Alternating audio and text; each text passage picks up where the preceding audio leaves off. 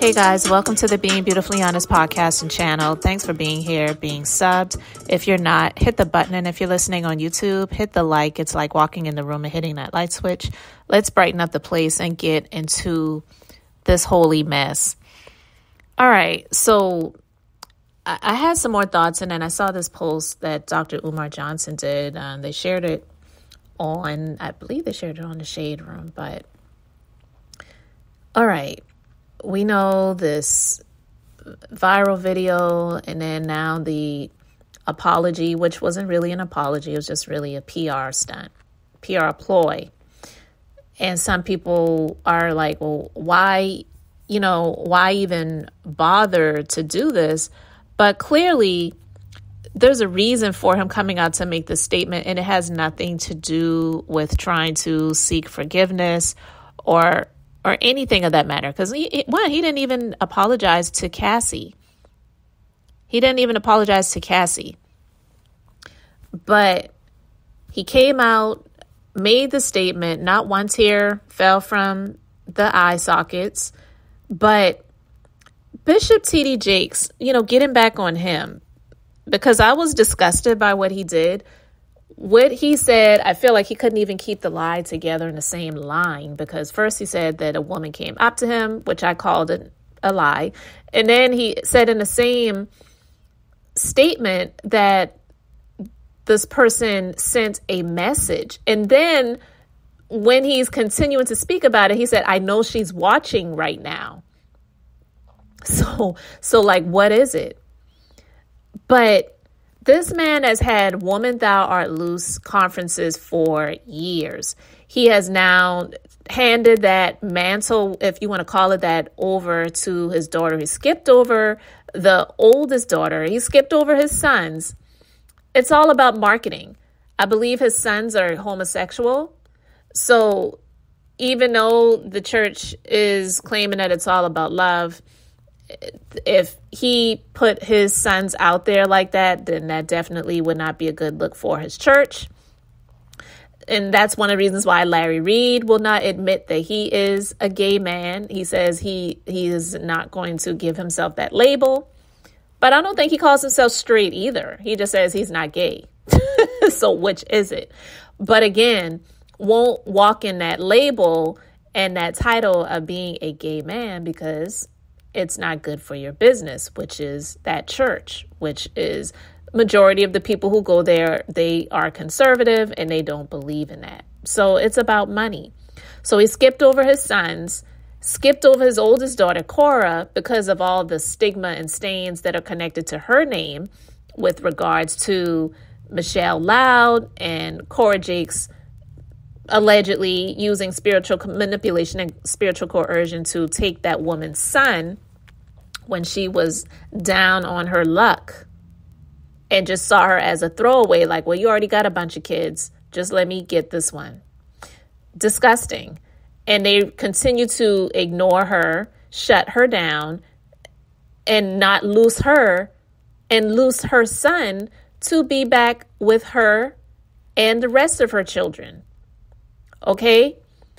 And then the son-in-law, which I guess is no longer a son-in-law of tdjakes, but was married to Cora, who's now serving, I think about 40 years in prison for allegedly touching that other adopted child, the daughter, which it's questionable if that's even real or if they had something to do with putting him away. I don't know. There are allegations out there, because I've heard the audio of her speaking to Brandon Coleman while he was locked up, and saying that she is going to do her best to get him out of that. Listen, I don't know. It's a lot of weirdness going on with that family, but I'm saying all of that to say he skipped over his sons and his oldest daughter to give this Woman Thou Art Loose platform that is now Woman Evolve over to Sarah Jakes, or Sarah Jakes Roberts. She's married.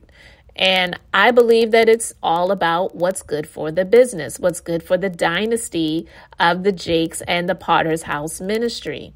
It's business. It has nothing to do with God, in my personal opinion. It doesn't. It's money. It's business. And Sarah Jakes Roberts is more marketable for that, as well as, let's just be honest, let's just be honest. The looks, if you put Cora next to Sarah Jakes Roberts, you already know who people are going to say looks more attractive and who they would want to follow more. But anyway, I digress. I'm not going to get into all of that, but it's just the truth. The truth is just the truth. Well, to have TD Jakes get up and make that statement from his pulpit during his sermon, but not saying the name of his mentee that we all saw doing what he did, using his feet and his fists on Cassie, is disgusting. Came in over social media that I happened just to see as I was coming to church. And the woman said to me, "Would you please pray for women who are living in danger in their own house?" I thought that was what Women Thou Art Loose was supposed to be about. I don't know if you ever saw that made-for-TV movie he did. He had the Women Thou Art Loose movie. He had the Women Thou Art Loose music. But that movie, I forgot the actress's name that starred in that, because I saw it several times. It's come on BET a number of times. She was, as a child and as an adult, you know what? And then she wound up in that movie taking that man's life in the church and was arrested. Like, the whole premise of the Women Thou Art Loose movie was about women that have been in DV situations, right? So to have someone reach out to him to say, "Can you please pray for women that are in these situations?" I thought that was what Women Thou Art Loose was supposed to be about in the first place.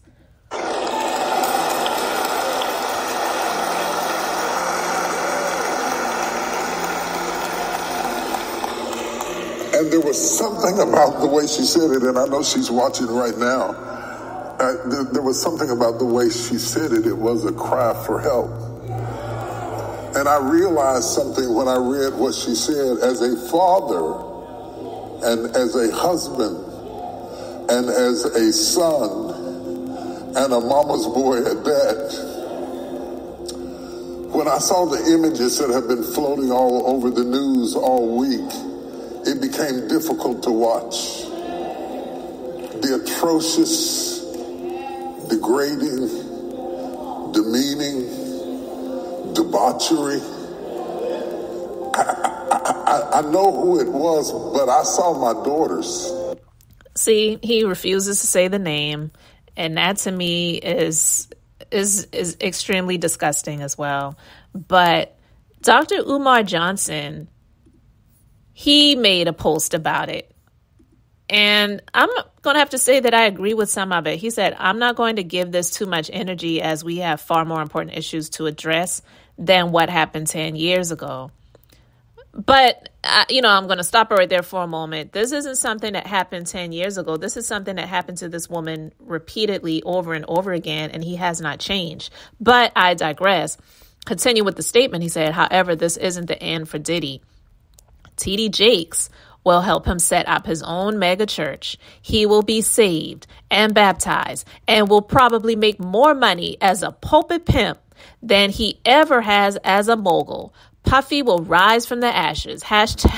#born again." Now, while I believe that his statement was in not so much comedy, it wasn't, in jest, but he definitely was making a statement to say that this is something that is possible, that could happen. And I ain't even going to lie to you.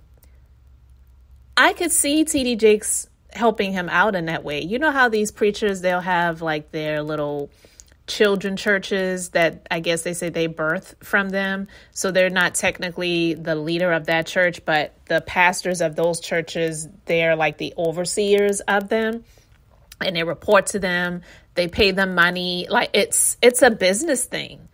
I could see TD Jakes helping him out in that way. I don't see TD Jakes dismissing him or denouncing him or anything. I did feel like he needed to come out and make a statement about him, and he still hasn't done that. To me, this is not sufficient.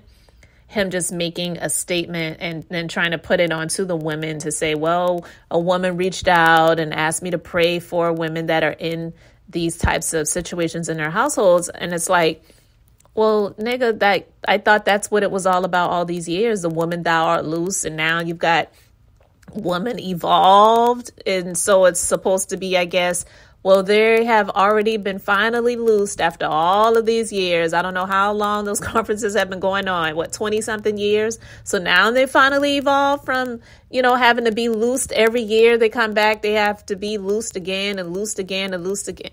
I don't know. I digress. I could see it happening because tdjakes, he still has not said anything directly about this situation. And he probably never will. And unfortunately, the majority of the people, especially in the so-called black churches, are women. And they are somewhat more forgiving than men are. And I could see them piling up and going to Pastor Sean Combs' church and him talking about how he was delivered and he had been dealing with all these demons for all these years. And bye. I could see it happening. I wouldn't fall for it, but unfortunately, I believe that there are a lot of people who would. I mean, we've seen people already that were saying that they forgive him when he wasn't even asking for forgiveness. This is a lot.